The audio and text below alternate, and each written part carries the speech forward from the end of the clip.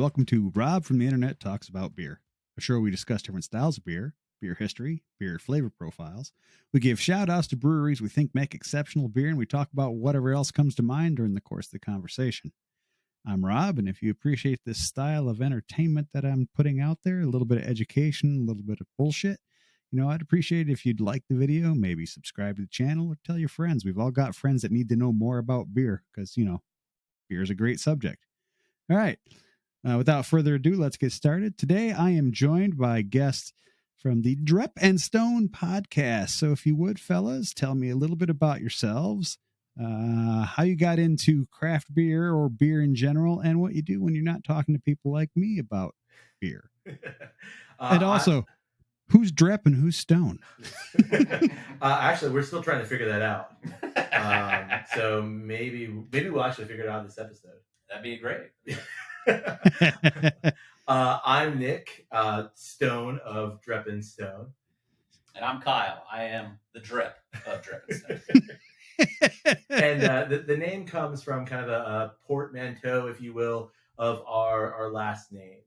I'm sure that you found as you kind of look up things in terms of podcasts and try to name something, a lot of things are taken.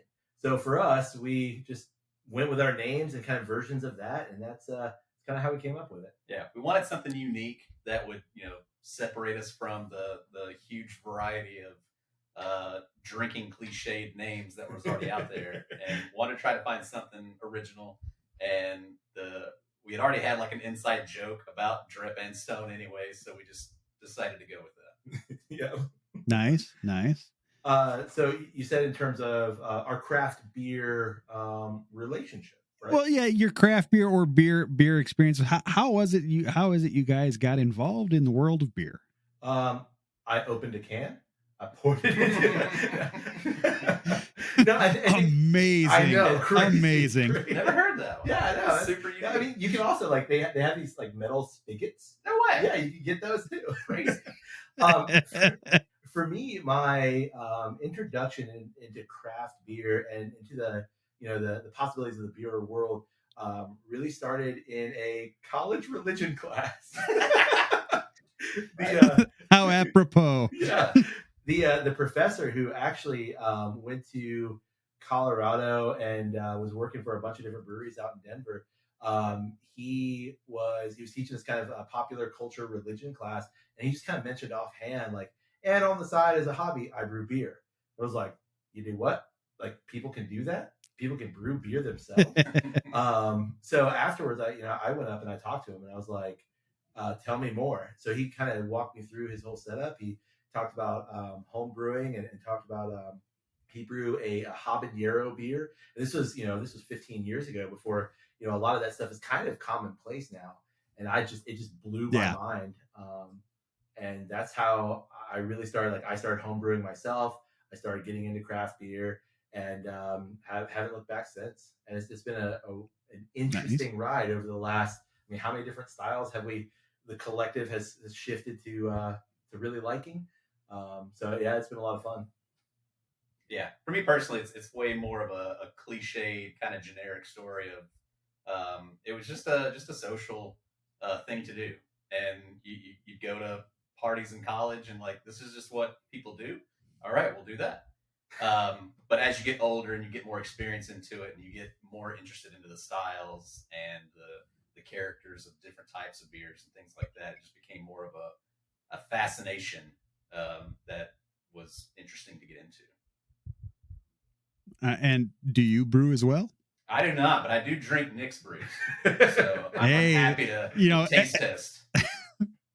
Everyone's got to have that friend who doesn't brew but likes to drink it. Absolutely. Yeah, and it's nice that I could be like, okay, so I brewed something. Here you go. And I trust Kyle enough to be like, nope, that's not it. Or like, you got something here. All right. It isn't that bad. And sometimes it's like, wow, this is actually fantastic. Wow, I might actually pay money for this. By the way, you still owe me about $20. Yeah. Okay. Talk about that. Well, excellent. Well, today we were talking about easy drinking beers. So that's, for me, personally, that's anything under 9%. But hey, we're we're gonna go with today. I'm going to be drinking. I've got 2 beers because I tend to drink fairly quickly because my little sound booth here gets really hot, so I have to keep myself hydrated because otherwise I roast like a pig. So I have 2 different styles within the same family. I'm going to be drinking. The first one is going to be Chernigevsky, which is a Ukrainian beer. It's currently being brewed. They're owned by AB InBev, like everybody else on the planet. So it's being brewed all over the world by different AB InBev owned breweries, and all the gross proceeds from the sales of it are going to Ukrainian relief fund. Oh, so that's the first one I've got. And then the second one that I'll be imbibing in is a local from a brewery called Clifford. It's their Czech style lager. Very nice. Nice. Both easy drinking. Both come in at about 4.8%. So What about you guys? What are you going to be having? We're going to be hopping into the Italian favorite Peroni. It's a absolute favorite on the podcast. We've actually done several stories about the easy drinkingness of the Peroni. We absolutely love it. Yeah. Awesome. Nothing wrong with that. I mean, I was gonna say Peroni comes in at 5%, so that's in our books. I think that's pretty easy drinking. And I mean, you said anything less than 9, so in that case, fits the bill. Yeah. Quite a large catalog there that you can. Well, there's an ongoing mock argument in my household that anything under 10% is a session beer. So typically Wow. typically any beer that I'm not drinking on a weekend is a session beer, and that includes stouts. And my wife keeps telling me there's no such thing as a session stout, and I keep telling her that anything under 10% is a session stout. But I mean, if you drink it in one session, then it does become a session beer. I mean, I know that's not the definition. Hey, but that's the definition I like. That sounds like a winner to me. But yeah, so this one, the Chernigevsky, is a traditional European style lager. It's going to be a pale golden color, medium carbonation. It should have like a bready aroma to it. Because unlike like Czech lagers and things like that, this one they tend to leave a little bit. Czech lagers do the same thing. They leave a little bit of the unfermented sugars in it still, so it gets a little bit of more of a body to it, a little more mouthfeel. It should have a slightly bitter finish and maybe a little bit of spice and possibly a tad bit of caramel flavor to it. Sounds delightful. Yeah. Yeah, this is one of those beers that would be absolutely fantastic if you're having a barbecue and you just wanted something light, but you didn't want one of the macros. You wanted something that was a little different. I mean, granted, it is owned by a macro company, but the actual beer itself, if you were to get the true Ukrainian version, would still be a better choice than say a Miller or a Bud. Things like that, at least in my opinion.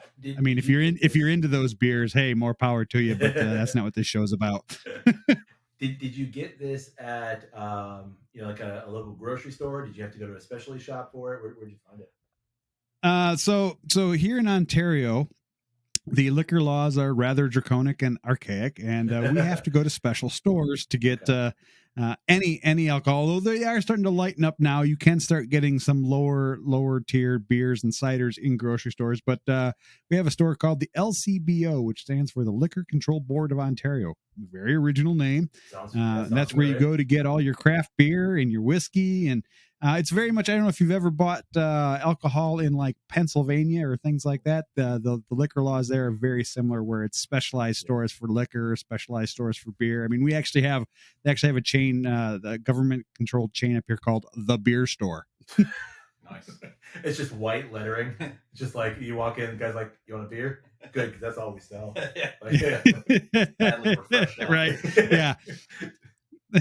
I mean, we're familiar with I know the liquor laws in kind of Virginia. Kyle's from Alabama, so those we're familiar with those kind of draconian alcohol sales perspectives for sure. Yeah.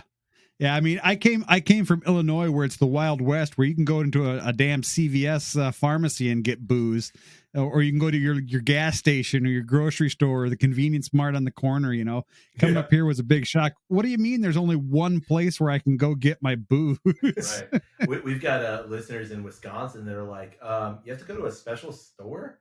We just walk in anywhere. We're like, give me a 6-pack of that, and it's already cold. Everything's good to go, and you just go home and enjoy yourself.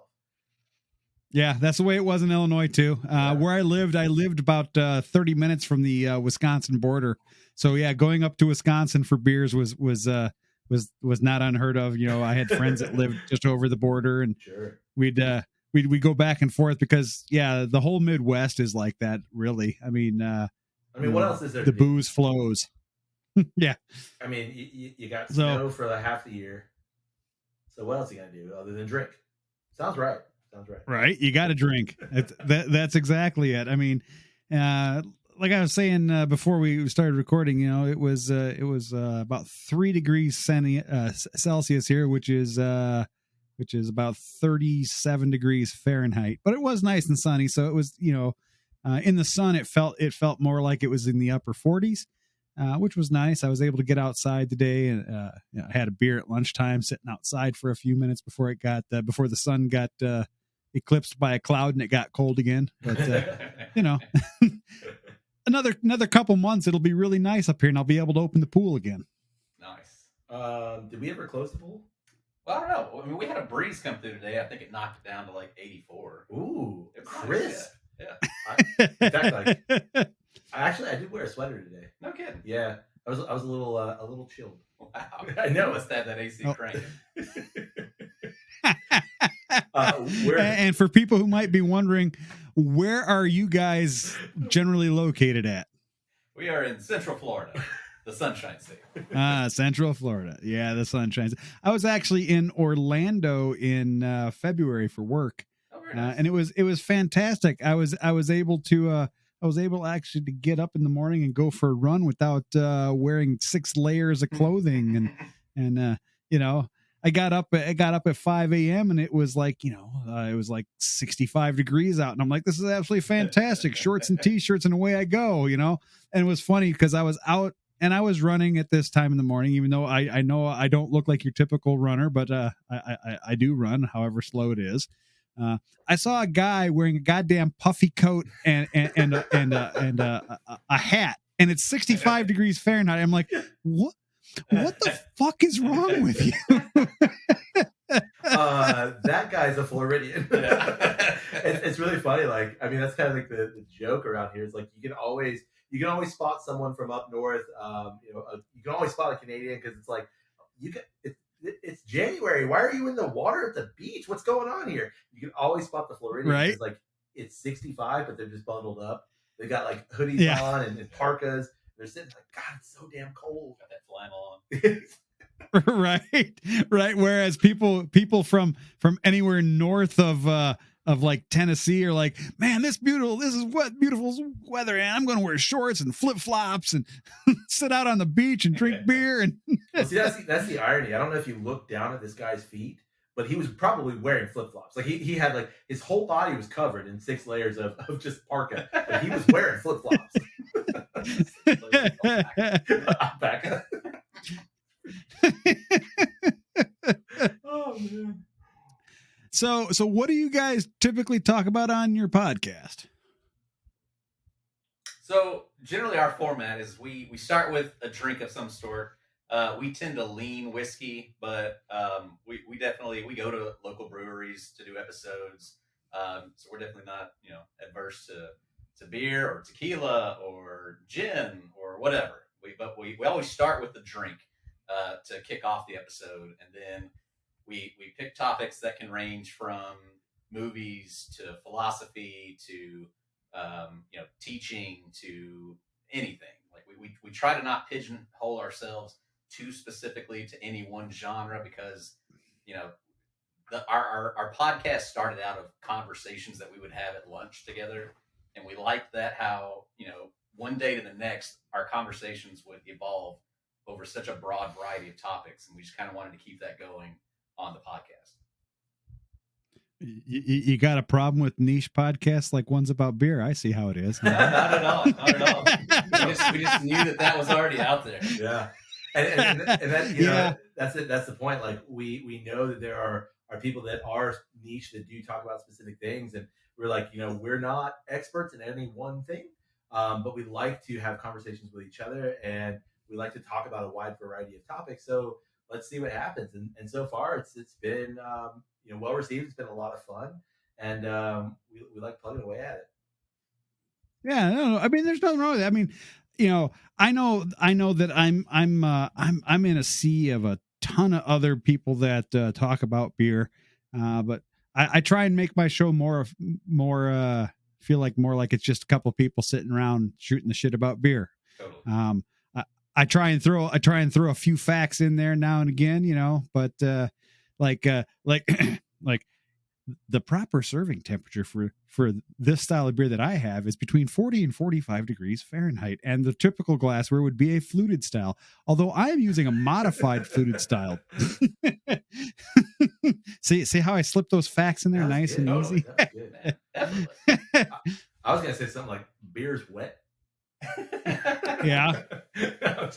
I do know a few more things than that. I was just gonna start with basics though. So I'm a bit of a beer nerd. I have been for a long time. I've actually taken steps towards getting my my certifications. I'm a level 1 Prud'homme certified, which is the Canadian equivalent of a Cicerone. Right. Yeah. So I tend to speak about the flavors and try and relate what the flavor of a beer is. So people who don't know, or who might be a little bit scared to try something, I'd be like, oh no, here's what it kind of tastes like, or here's the flavor profile you're going to get, or here's something it might pair well with for food, so that people can kind of get a good idea and try and get them to step outside that comfort zone that they have of the Millers and the Coors and things like that. Yeah. No, I mean, we jest, but that's exactly what we do as well. We'll take a drink, and I think like over the last, we're in year 4. But Kyle and I have been having these conversations and have been kind of ensconced in the world of spirits and beverages for quite some time. So, we'll start with that drink, like Kyle mentioned, and we'll talk about, what did we get out of this? This is let's say it's a $30 bottle of X whiskey or whatever.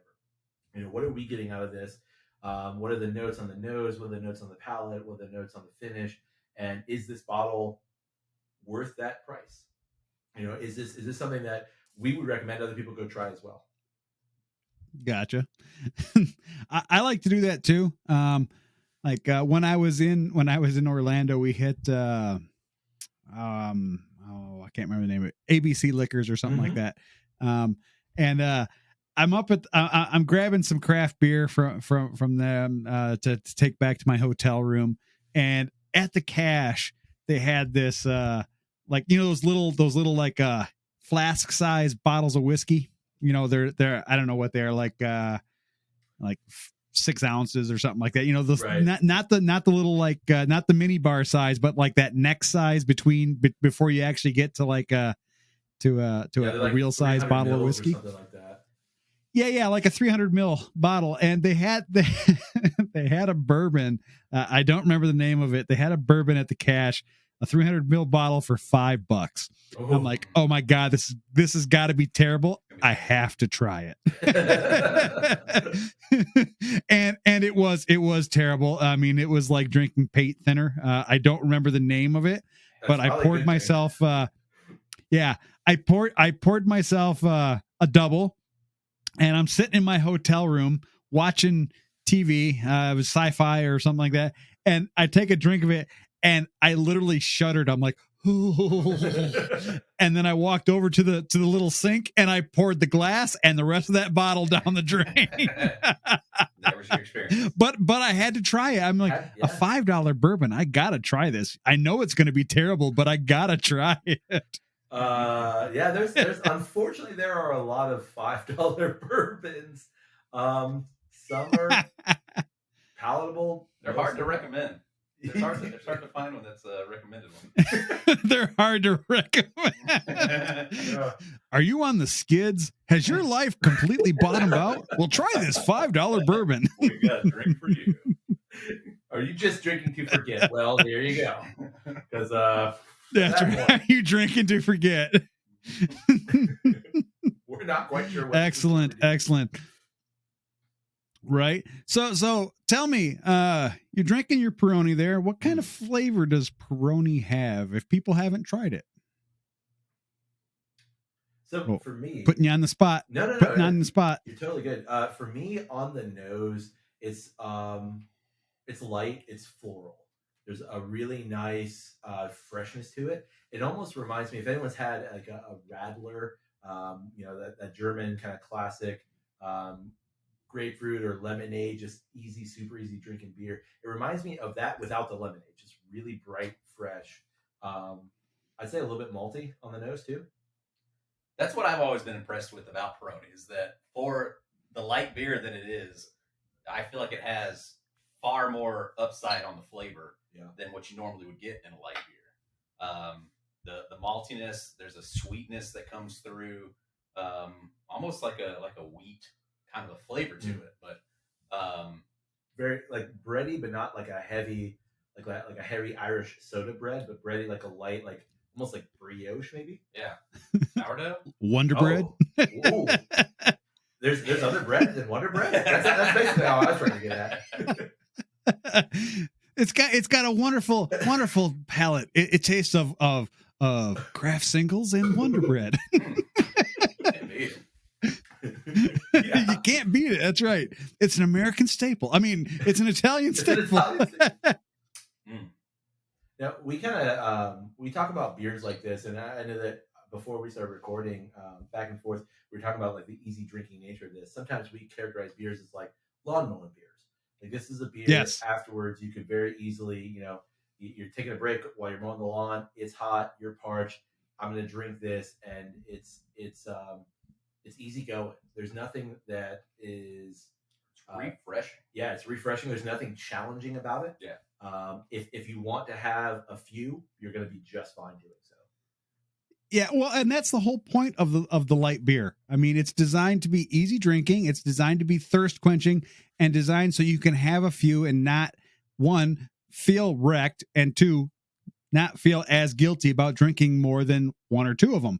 Right. And they are great for lawn mowing. Like there's the brewery up here called Nickelbrook out of Burlington, Ontario, that makes a blonde ale called Cause and Effect. One of my favorite light beers. I think it comes in at like 4.5%. It's got decent flavor because it's not just your typical light. It's a blonde ale, so it's got a little bit of caramel flavor to it and a little bit of toasty breadness in the flavor.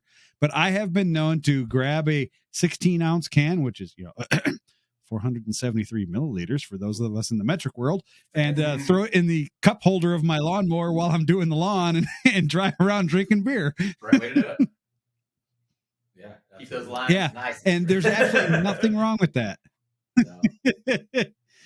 But I've also been known to take a can, the same size can of, say, a barrel-aged Imperial Stout, and drink that while I'm mowing the lawn too. So that's kind of a running joke on the podcast, is that my dad, give him like a Baltic Porter, give him like a some sort of Imperial Stout, and he is set. Like he's ready for the beach. Yeah, absolutely. He doesn't live here in Florida anymore, but he visited a little while ago, and it's it's the height of summer. It's like 100 degrees, 9,000% humidity. We go to a local brewery, and he's like, "You guys got any Imperial Stouts?" And I'm like, "Dad, it is legitimately like an oven outside." He's like, "I know, just love it."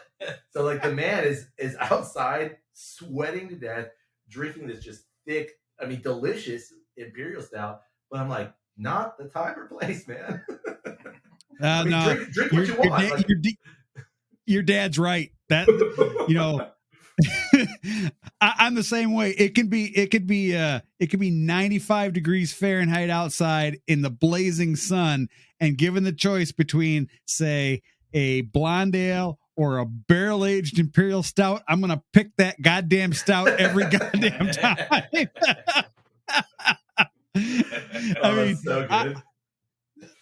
there's a brewery out of about 3 hours north of here in Gravenhurst, Ontario, called Sawdust City, that makes one of my favorite imperial stouts on a regular basis. It's called the Blood of Cthulhu. So it's an imperial stout with cherry and cranberry. Wow. And it's absolutely fantastic. It comes in at like 9.5%.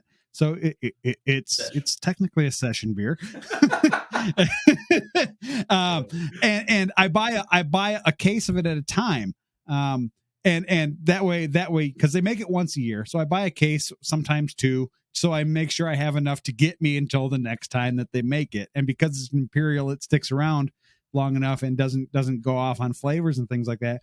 But I have been known to be sitting out on the deck while we're having a barbecue, and I've got my tulip glass with my imperial stout while everyone else is sitting there drinking blonde ales and lagers. That's so good. Oh man. Yeah, I love big beers. And I've done, I don't know, I've done a total of like 90 episodes of my show.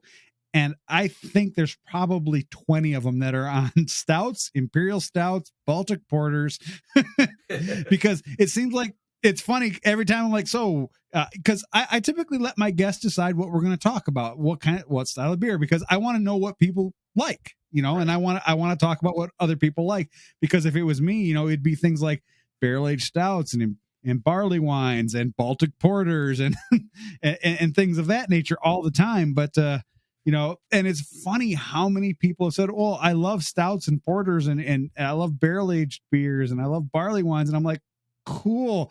I was kind of hoping people other than me would, would have other things to talk about other than the same beers I drink all the time. So I don't know if you've seen it, Rob, but there's this like really cool image. It's like that evolution of man image, the one that starts with like ape and then goes all the way up to human kind of thing.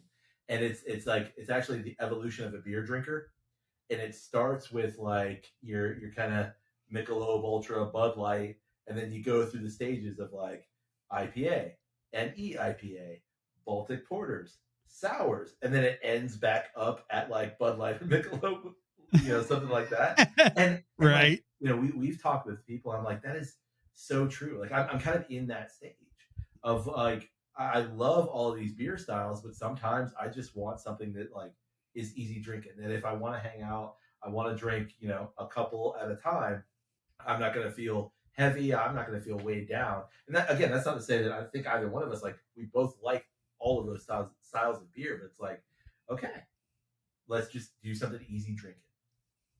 Oh yeah, no, I totally agree. And I totally get it. Like, like I said, the big beers are my favorites. I love barrel aged stouts. I love barley wines. I love barrel aged barley wines, things like that. But lately, I've said this on a couple episodes. Lately, I've really been going back to traditional English style beer. So I've been drinking a lot of bitters, a lot of milds, a lot of ESBs. Yeah. As a matter of fact, today I just placed an order. One of the local-ish breweries, they're about an hour from me, called Left Field. They just put out their their recurring English bitter. It's just a standard English bitter. Ordered a case of it because I'm like, because I've really been leaning back into those, and I've been like, the next beer I'm going to be brewing is an English strong ale, and then after that I'm brewing like 2 weeks after I finish that one, I'm going to be brewing a Martzen, so I can have it ready for next year nice. Because they take so damn long to lager. But I've really been leaning into those more traditional styles lately, and it's it's cyclical. So I'll go through phases where I drink nothing but super heavy, super high ABV beers, and then I go through phases where I'm back down and like, I love small beers. I don't know if you guys are familiar with any small beers, but small beers are beers that are typically 3% or under. Yep. I love some of those old traditional small beers from the old English styles, and they're great because it like you can sit around and drink a dozen of them and be like, okay, I had 3 beers. Right. Exactly. Well, and we've made the comment on the podcast before about, we absolutely love trying all the more, impactful, flavorful beers, but we're never more excited than when we go to a brewery and we try their Kolsch and it's amazing. Like it's so surprising, and it gets you so excited because like if you did that well, I'm pretty confident that y'all can do just about anything right. I'm the same way. The first time I go to a brewery, if they have a Pilsner or a Kolsch in their lineup, or both, those are the ones I try first, because if you can make those and because you can't hide anything in those, if you can make those and they're good, then I'm going to trust that the rest of your beers are going to be at least decent. Right. Yeah. Right. If I try your basic Pilsner or your basic lager or your Kolsch and it tastes like garbage, Yeah. I'm going to know the rest of your beers are going to taste like garbage. Yeah. I mean, because it's real fucking easy to hide mistakes and things like in hazy IPAs and in big stouts and things like that, because the flavors just overwhelm everything. So it's easy to hide your mistakes. But if you can make a great lager or a great Kolsch, yeah, then you're a good brewer. Yeah, that's the bar. And to me, like I do like there's a local brewery kind of about 45 minutes west of us, Angry Chair, and they do kind of like really heavy, big stouts, and everything that they do is great in terms of that kind of stuff.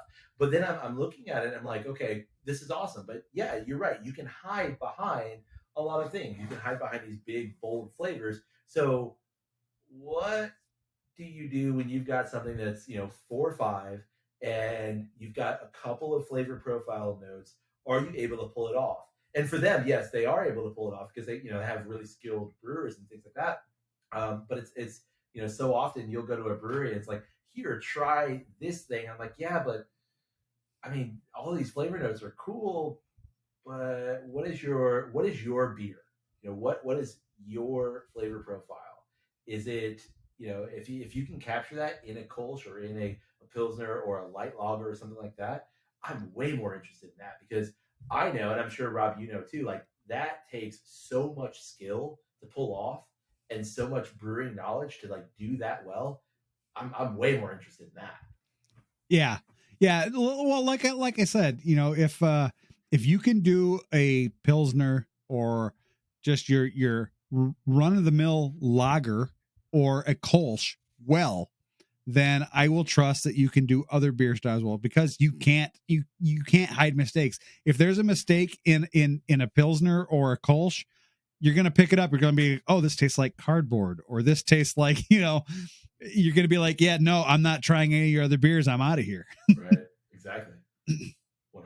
So talking about beers you can hide behind, what are your guys' feelings on, say, hazy IPAs, your New England style IPA? What's your opinion on the state of the hazy IPA? So for me, when the big IPA boom, I would say at least around here that IPA boom happened about 10 years ago, give or take. And then it kind of morphed into sours, and now it's in that hazy realm.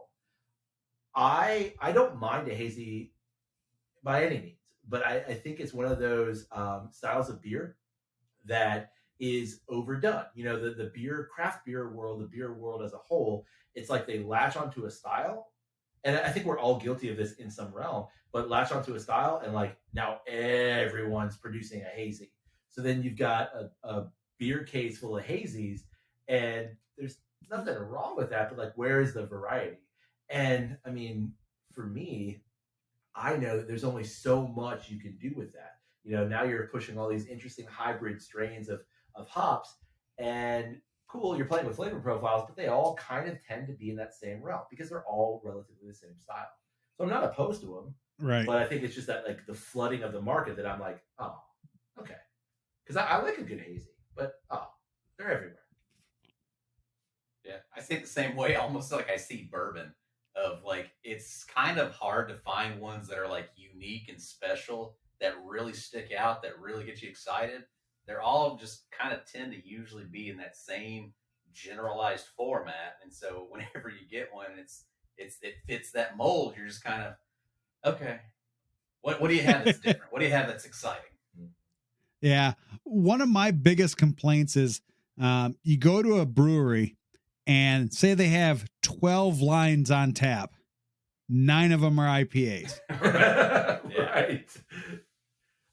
I mean, I've said this many times. I'm very particular about IPAs.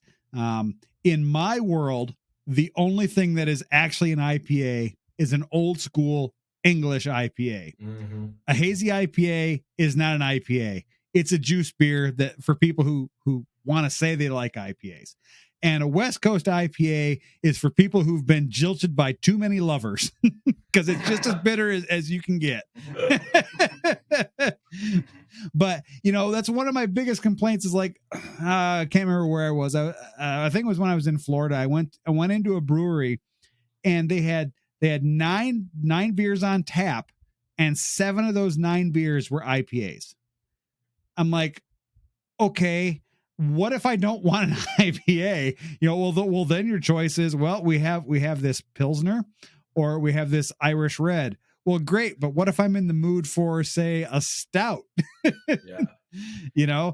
It's like, I understand that people like all the different IPAs, and I feel the same way. There's just way too many of the same beer. Everybody's got their hazy IPA, and that's fine, but do something unique with it, because I can only say, yes, it tastes like grapefruit or mango or guava so many times before I'm like, I'm done with this. I think for me, it also is an argument of like that local beer perspective.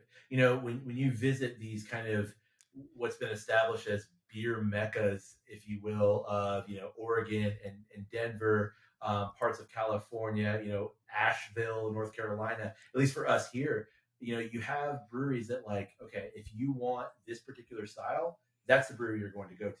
So it's that kind of mentality of the local IPA brewery is this brewery. So Yeah. which I understand too, because it's like, well, don't go to that brewery and expect to have an amazing Baltic Porter when all they do is sours. And there's breweries that like that's what they specialize in. So for me, it also that's why I go back to like the beer case. I think that it's less about the brewery itself, and it's more about like I want the variety in a store or the variety in that situation where like I've got a couple of different things I can choose from, and that's kind of my problem with hazies is like you walk into a beer store or a store around here anyway, and it's like 90% of the case is hazy IPAs, again, which are good, but where's my variety? It's the same here. You go into the liquor store here, and 90% of the beers are going to be, at least 90% of the local craft beers are going to be an IPA of some sort, be it West Coast or be it a hazy. Because right now up here, West Coast and hazies are both the predominant style, which, okay, I know I'm in the minority where I like the old school traditional IPAs, but come on, guys, but I do have to say there are several of the breweries that in addition to those, they do produce on a regular basis. They produce things like golden ales or stouts or English milds. And so I do have my choice, but it's a very limited choice relatively compared to the number of IPAs that are in the stores. Yeah. And I don't know what's it going to take to change that. I don't even see that change happening. No, it will change because just like everything else in beer, it'll rise and it'll sit here for a while, and then taste will change again, because that's what always happens. But it won't be gone forever. Even when it goes, it won't actually be gone. It'll just be less present than, and some other style be the new favorite for a while, but it's not going to go away. And it'll come back even harder next time. I have a feeling you just like always, just like everything, Mhm. Clothing, food, everything goes in cycles. So, Absolutely. all right. So switching topics a little bit. Let's talk about whiskeys. Scotch versus bourbon. Oh, Which is your favorite? which of your kids is your Yeah, favorite? I'm asking the hard questions. It's funny that you just kind of mentioned this idea of cycles, and I think for us both, it's that cyclical nature of things. We got our palates wet, if you will, in that bourbon realm, and it's something that we always return back to. But here lately, we're diving deep into scotches, more so Irish whiskeys. So it's a constant evolution for us. Um, I think Kyle said it best earlier, where it's this idea of like what excites us. Are we excited by these kind of standard things?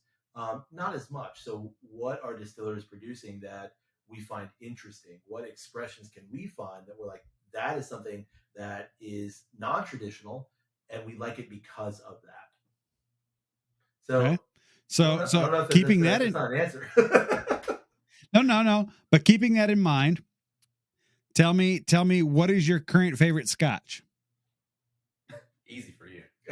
So my current favorite distillery is Bunnahabhain, which is an Islay Scotch. They can, in my mind, almost do no wrong. Their cask strength version, they just came out with their 2023. Their 2022 is amazing. There's what, 2, 4, 6. There's like 6 or 8 bottles over on the shelf. You can't see the shelf; it's behind us over here. But there's easily 8 bottles of. Did I do that math right? Okay. I see 8. Okay, 8 bottles of Bunnahabhain. It's for me. It is a distillery that I just love. The products are solid. For me, And this past, it was like early winter, but I got finally found a bottle of Craigellachie 13, and it's absolutely delicious. So good. It's very unique. It's very different. But I mean that's for us anyway. That's like the really great thing about Scotch is that it has such a wider profile of what it can be, the different flavors that you can get out of it. Where bourbon tends to be so much more fine tuned and has a much narrower, range that it fits into. So there's just, it seems like there's so much less you can do with it. Where Scotch has such a wide profile that it's so much more fascinating to try different things and from different regions, and it's just so much more interesting. It seems like, at least where we are right now, because then it's also so welcoming to go back to bourbon after you've been drinking Scotch for 3 months. Right. You come back to a really good bourbon, you're like, nope, that's really nice too. Yeah, that literally happened to me this week. Like I said, we've been drinking Scotches and Irish, and I came back to an old favorite. I'm like, damn, this is delightful. Where have you been the last 3 months? Like, on the shelf in the back because I've been drinking Scotch. Right. Yeah. So for me right now, I've got 2 Scotches that are vying for my favorite. Ooh. Yeah. So Lagavulin, because I love that peatiness, that smoky peatiness. But then the other one is Auchentoshan. I don't know if you guys. Yeah, no, they've got a great I can't remember what the exact label is for it, but it's not their base Auchentoshan. It's like the next step up. I can't remember. Damn it.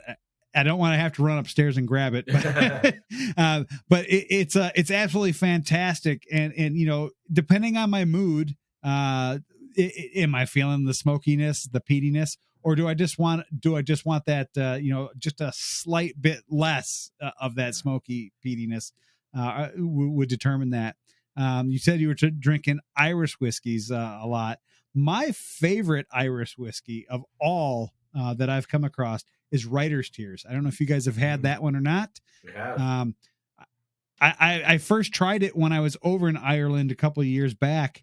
We were in the Irish Whiskey Museum, where they have a thing where you can come in at 11 o'clock in the morning for brunch and have whiskey with your brunch, and you get to choose which whiskeys you want. And they have I I think there was like 100 different Irish whiskeys that they have on hand. Yeah, and I was amazed when we came. I loved it because it had a great flavor profile. It's not overly astringent. It's got it's got that it's kind of the Irish equivalent of the Kentucky hug that bourbon gives you. Yeah, and we came home and I went into the LCBO, and I'll be damned if it wasn't staring me in the face when I was walking over into the whiskey section. Right, So nice. I've been buying a lot of that one. For bourbons, for me, I don't know. I have trouble deciding on a favorite. If I'm making old fashions, it's always going to be Makers. If I'm just gonna have it straight up, I tend to go for Blade and Bow, which is from the Bullet distillery. My wife loves cask strength Bullet.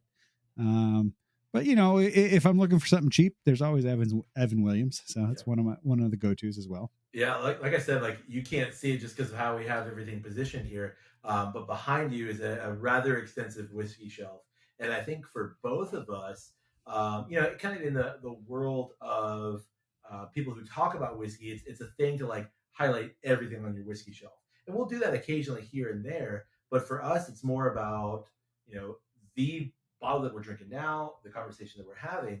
But what you said is perfect in terms of what strikes my fancy now.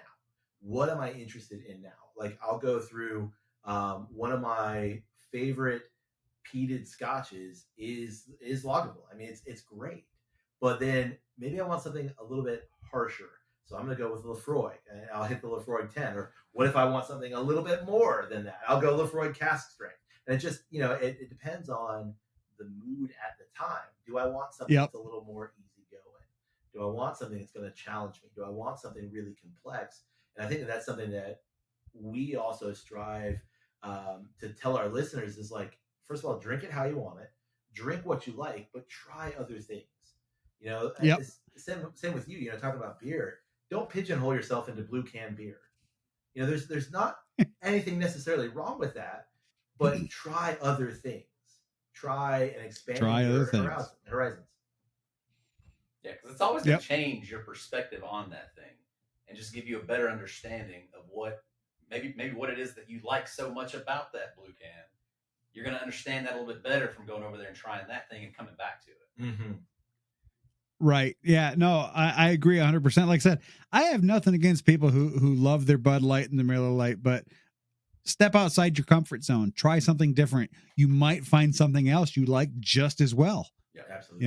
And then it gives you more options. Absolutely. Awesome. Well, fellas, we've been talking for about 47 minutes, and this is the part of the show where I say, hey, this is the end of the show. So if people if people are want to try and find you guys, where can they find you on the socials? We're all over the socials. It's always one word: Drep and Stone, DREP and Stone. You come find us, you like us, you like a thing, you share a thing, comment on a thing, and we'd appreciate all those things. I can't say anything better than that. And I assume your podcast is able to be found everywhere that podcasts are able to be found. Everywhere that you can find great podcasts, you can find Drep and Stone. Again, DREP and Stone. Awesome. Guys, it's been great talking to you. And as always, I'm Rob from the internet. Cheers. Cheers. Cheers.